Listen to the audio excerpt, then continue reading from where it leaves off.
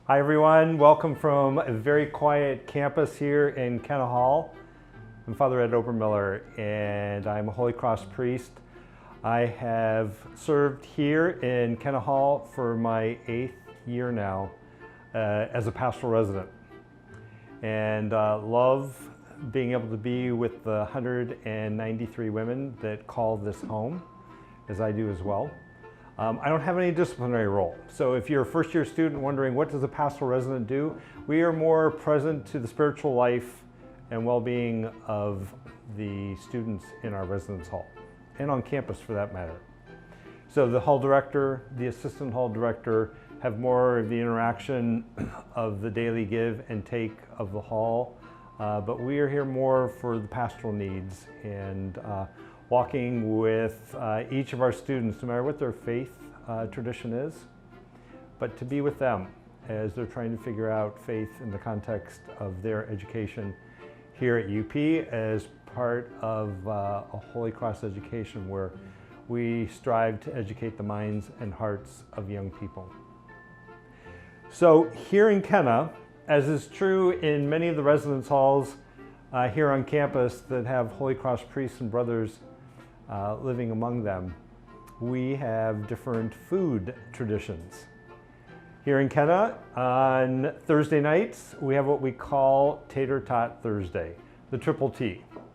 And what happens in the context of that evening, obviously you can tell it's daylight here, we're doing this during the day, but usually around 9 o'clock at night, the women of Kenna stop by as their schedule allows. Sometimes they bring friends from other places on campus and know that they're welcome. And if you're watching this and going, well, I don't live in Kenna, but I do like tater tots and I don't know anybody in Kenna, hey, this is the perfect way. For first year students, your card will swipe you into the hall, and I'm on the second floor, apartment 260. How will you know that? Because it is not like all the other dorm rooms in the building.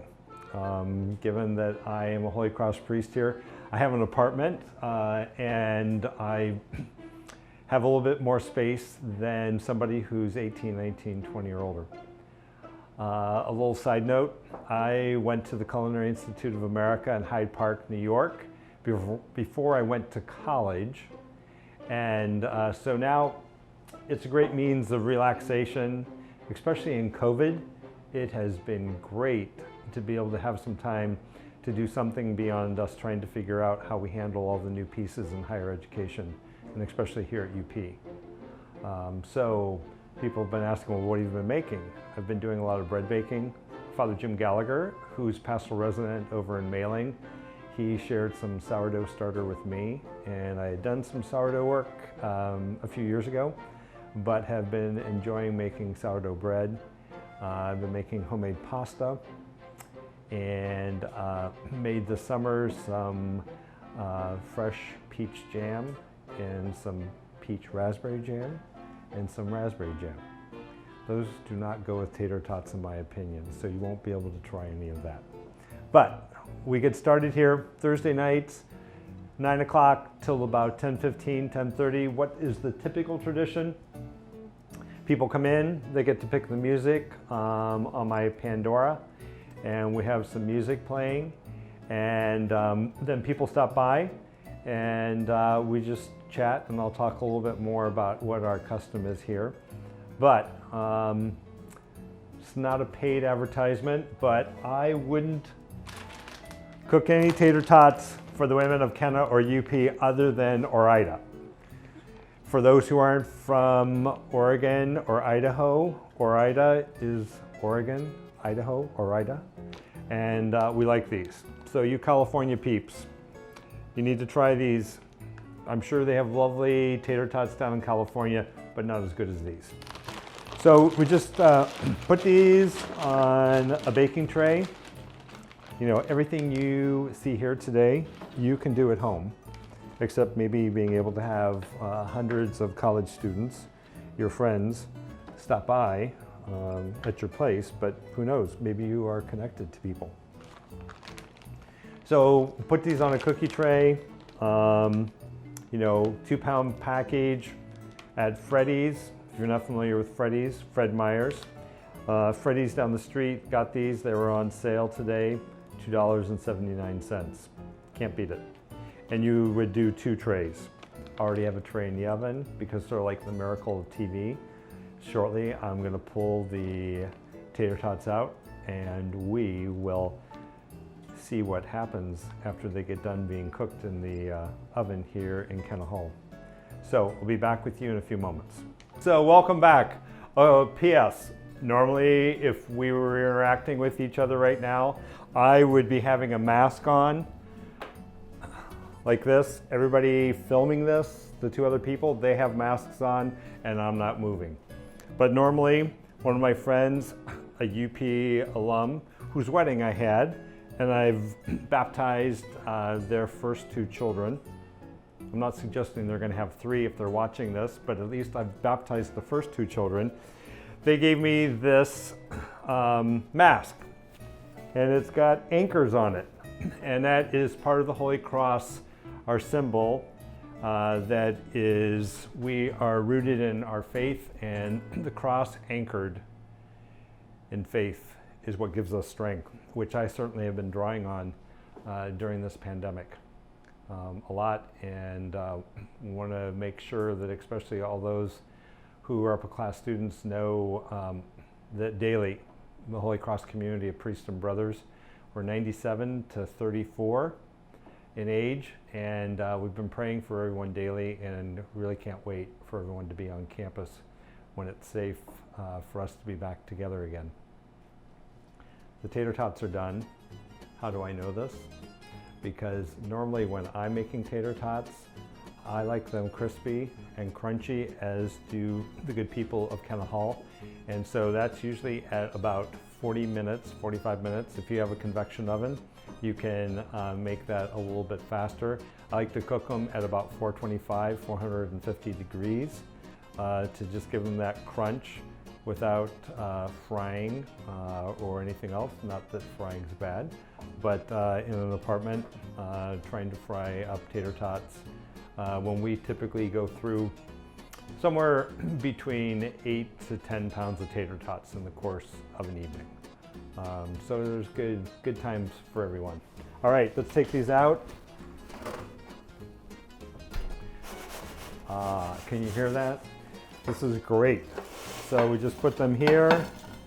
Normally there would be many more tater tots here. There would be heaping piles of these.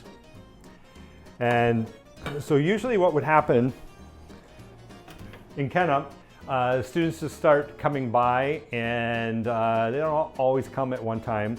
They sort of trickle in over the course of the hour and a half.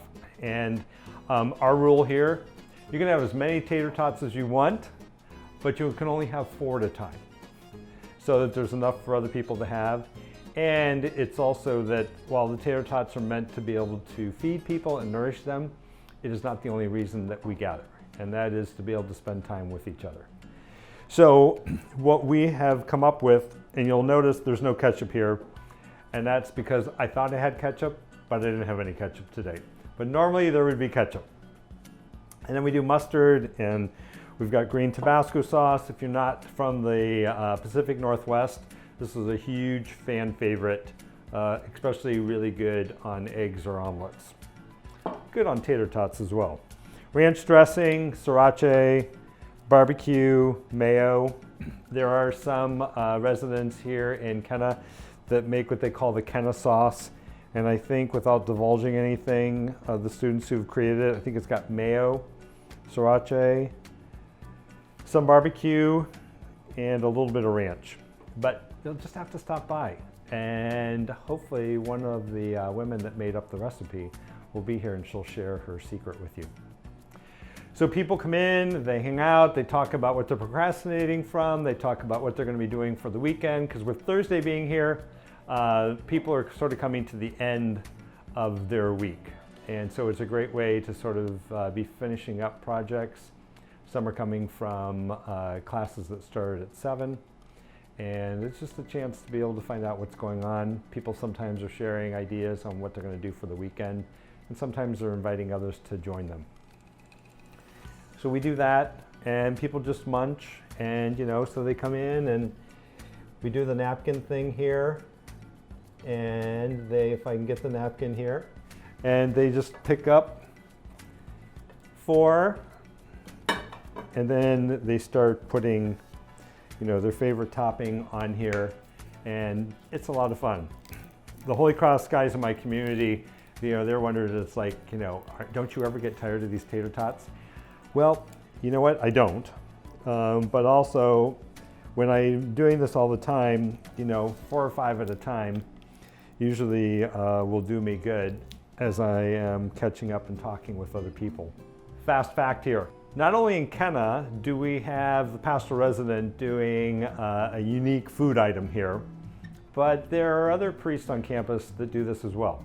To name a few, we have Brother Thomas Giamenta, who is one of the pastoral residents over in Shipstead, and he does Sunday stew for the starving. I don't really think they're starving.